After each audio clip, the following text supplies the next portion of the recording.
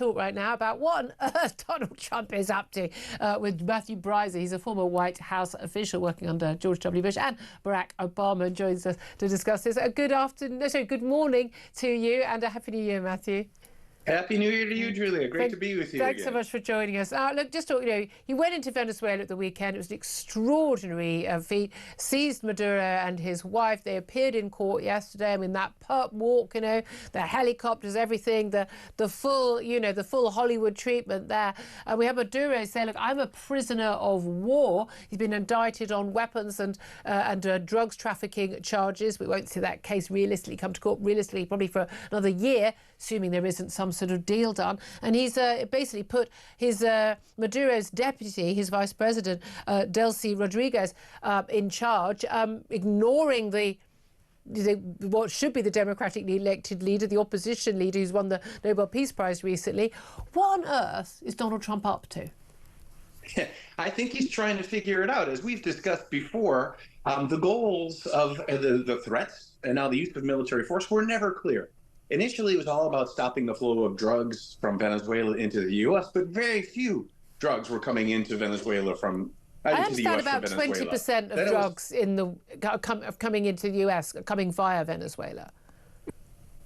That's a much bigger number than I'd heard. I mean, most of it comes from Colombia, but Venezuela, the drugs that are transited through Venezuela mostly go to Europe and to some Caribbean islands. Now, maybe they're resold back into the U.S., but it really doesn't matter, because at the end of the day, Trump pardoned the former Honduran president who was sentenced to 45 years in U.S. prison for drug trafficking. So clearly that's not the goal.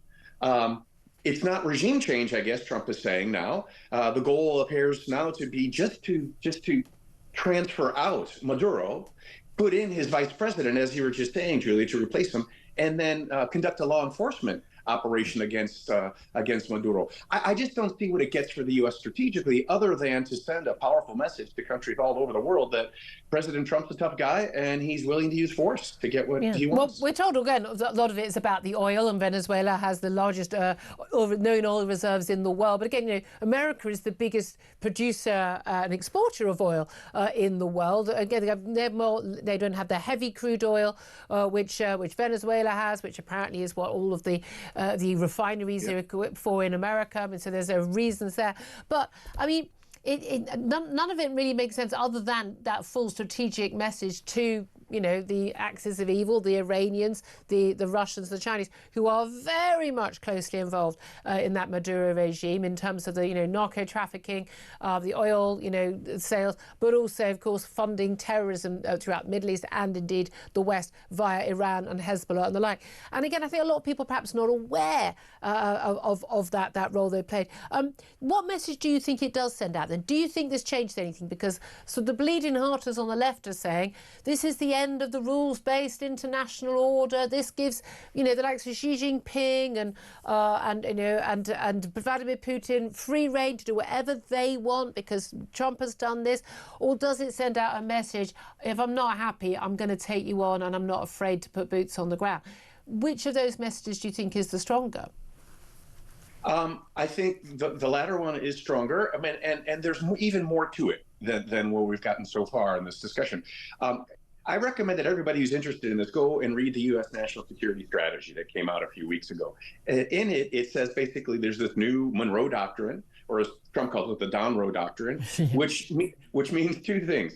We all tend to focus on the Monroe Doctrine, meaning that the United States is saying all other powers should stay out and they cannot dominate the Western Hemisphere. But the other part of the Monroe Doctrine is that the U.S. isn't going to poke its nose on the European continent or in Asia. So what Trump is essentially saying is, I'm a tough guy. I'm going to use force in our hemisphere to do whatever I want. In the rest of the world, we're going to stay out of it. Like the 1815 Congress of Vienna after the Napoleonic Wars, the great authoritarian powers are going to rule the world. So that means China in the East and Russia in Europe. So it's not carte blanche for Putin or Xi to do whatever they want, because the U.S. retains the right to use military force. But it's sort of a wink and a nod saying, okay, that's your this is our house, that's yours. Well, in that case, that's not good news for Taiwan, and it's certainly not good news for Ukraine. We've got that coalition of the willing meeting in Paris, yet another meeting of the coalition of the willing to do what group. They've issued a strong statement on Greenland, and I'll come back to that in just a moment. But in terms of Ukraine, is there any likelihood do you think we are going to see, given this the first time we've actually had senior White House representatives at one of these Coalition of the Willing meetings, that we're actually going to see any sort of, basically US backstop for basically, protecting Ukraine in the event of a ceasefire, and basically saying we will actually provide military assistance to Ukraine if Putin goes any further? Well, yes, but it depends on how we define that assistance. So it's clear the Trump administration isn't going to provide direct military assistance, meaning, U.S. troops on the ground or weapons anymore, unless Europeans buy them and supply them to the Ukrainians. But Trump has said that, the security guarantee for Ukraine in the future, that'll be Europe's job with U.S. support. And so they're going to have to define what that support is. What European members of NATO lack most militarily is stuff in the sky. So air defense, space-based capabilities, intelligence, surveillance, and reconnaissance, sensors, and airlift. So, moving lots of big stuff in aircraft. I think that it's likely the U.S. will continue to provide that support for the Europeans in terms of security guarantee. But let's face it, it doesn't go far enough, because the Europeans cannot provide a lot of that military might that is needed. Yeah. What do you make of basically the threats to invade Greenland? Colombia next, Greenland next. Donald Trump, when he got into office, started making threats against Mexico, against Canada. We are talking about, in the case of the three of those democratic nations, allied nations. We've had a joint statement on Greenland from the Coalition of the Willing, basically largely the European leaders, basically talking about how universal principles of sovereignty, territorial integrity, and the inviolability of borders. They said we will not stop defending them. They say that basically Greenland belongs to its people. It's for Denmark and Greenland and them only to decide on matters concerning Denmark and Greenland. A very clear statement that they would not support or not, just turn a blind eye to America trying to seize Greenland, which is obviously a part of the Kingdom of Denmark. But realistically, if Donald Trump did decide to seize Greenland, is there anything the Europeans could do about it?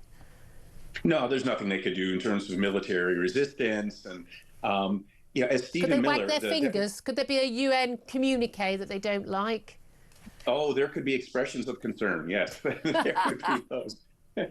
But as Stephen Miller, the very outspoken deputy chief of staff of the president, whose wife posted that crazy meme of the American flag over being Greenland, Stephen said yesterday, well, Denmark colonized Greenland.